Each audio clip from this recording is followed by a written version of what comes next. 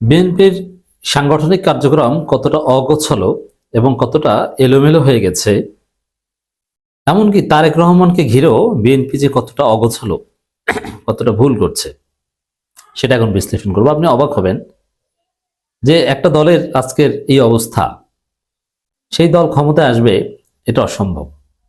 ক্ষমতায় আসতে হলে সেই দলকে সুশৃঙ্খল হতে হয়, সমস্ত কার্যক্রমগুলো সুনিপুণভাবে করতে হয়, কিন্তু বিএনপির মধ্যে এগুলোর কোনো ছাপ নেই, সবকিছু এলোমেলো এবং অগোছালো। এমনকি তারেক রহমান, খালেদা জিয়া, এদেরকে ডিল করতেও বিএনপি ব্যর্থ। খালেদা জিয়ার মৃত্যুকেও ঠিকভাবে জনগণের আবেগ, অনুভূতি, বাংলাদেশি মুসলমান কালচার অথবা বাঙালি মুসলমান সংস্কৃতি, বাঙালি শব্দটি এখানে বাংলাদেশিদের ক্ষেত্রে ব্যবহার করতে আমার আপত্তি আছে, বোঝানোর জন্য বলছি। এগুলো সবকিছু বিএনপি যথাযথভাবে সাজাতে পারেনি, সবকিছু এলোমেলো, প্রত্যেকটা পদে পদে বিএনপি ভুল করছে এবং এই ভুলের খেসারত আগামী নির্বাচনে দিতে হবে। দর্শক, এমনকি আপনারা দেখেছেন যে তারেক রহমান বাংলাদেশে আসার পর 300 ফিটে তার যে সংবর্ধনা অনুষ্ঠান, সেখানে নাম ঘোষণা, এখন বক্তব্য রাখবেন অমুকে, এগুলো এলোমেলো হয়ে যায়। এগুলো পরাজয়ের লক্ষণ। পরাজয়ের আগে এভাবে পদে পদে লাঞ্ছনার শিকার হওয়া, ভুল করা, এটাই বাস্তব।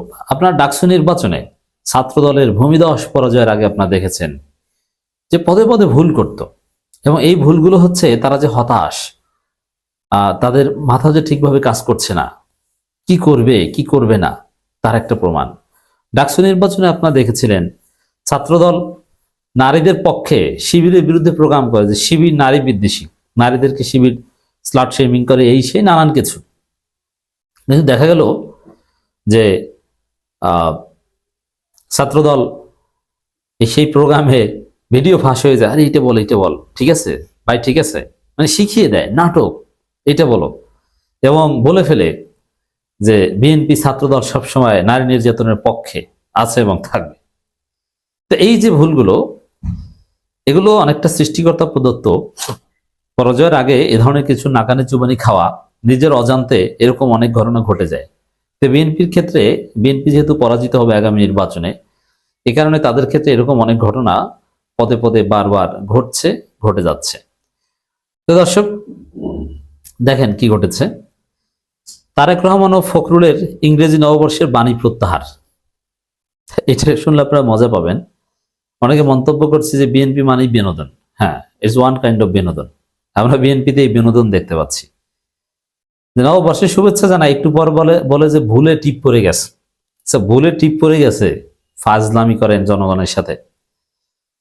এর মানে আপনাদের কার্যক্রম কিছু গোছালো না, এলোমেলো। এমনকি আপনি দেখেছেন যে গুলশানে চেয়ারপারসনের কার্যালয়ে বিএনপির যে, এখন অবশ্য তারেক রহমানকে ভারপ্রাপ্ত বলার সুযোগ থাকবে না, তিনি স্থায়ী চেয়ারপারসন হয়ে যাবেন, কিন্তু কিভাবে, কোন প্রক্রিয়ায় তারেক রহমান ভারপ্রাপ্ত থেকে পার্মানেন্ট বা ভারমুক্ত হন, এটা দেখার বিষয়। যে বিএনপি আদৌ কোনো কাউন্সিল করতে পারে কি পারে না, যে দলের মধ্যে কোনো গণতন্ত্র নাই, দলের চেয়ারপারসন তারেক রহমান কিভাবে হয়েছেন, সেটাই হবে একটা অগণতান্ত্রিক পরিবারতন্ত্রের প্রক্রিয়া। এটা নিয়ে প্রশ্ন উঠবে। যাই হোক, আমরা অপেক্ষায় যে আসলে বিএনপি কোন প্রক্রিয়ায় তারেক রহমানকে ভারমুক্ত করে, কাউন্সিল সহ না অটো পরিবারতন্ত্রের আবদারের ফলে, এটা দেখার অপেক্ষায় আছি। তো এখানে তার শোক বই স্বাক্ষর অনুষ্ঠানে ফয়জুল করিম আর মির্জা ফখরুল এরা আতর নিয়ে হাসাহাসি করেন, এমনকি শহীদুদ্দিন চৌধুরী এনিদেরও দেখলাম হাসাহাসি করেন। এই জিনিসগুলো খুব দৃষ্টিকটু। এগুলো যদি বিএনপি যদি গোছালো সংগঠন হতো, তাহলে এই ধরনের ঘটনা ঘটতো না। সাপোজ খালেদা জিয়ার শেষকৃত্যকে কেন্দ্র করে যে একটা মহাকর্মযজ্ঞ, এটা জামাতকে ডিল করতে দেন, একটা প্রশ্ন করার সুযোগ আপনি পাবেন না। জামাত মহাসমাবেশ করেছে ঢাকায়, কোনো প্রশ্ন তোলার সুযোগ সেখানে ছিল না, বরং সবাই ইমপ্রেসড যে এত সুন্দর প্রোগ্রাম করতে পারে জামাতের শৃঙ্খলা দেখে ইমপ্রেসড, আর বিএনপিকে গালাগালি করে। তো এই খবরটা একটু আপনাদেরকে শোনাই যে বিএনপি যে কতটা অগোছালো, এবং এই অগোছালো অবস্থা তাদের পরাজয়ের আলামত, সেটা বুঝবেন। ইংরেজি নববর্ষ উপলক্ষে দেওয়া বিএনপির ভারপ্রাপ্ত চেয়ারম্যান তারেক রহমান ও দলের মহাসচিব মির্জা ফখরুল ইসলাম আলমগীরের শুভেচ্ছা বাণী প্রত্যাহার করে নিয়েছে বিএনপি।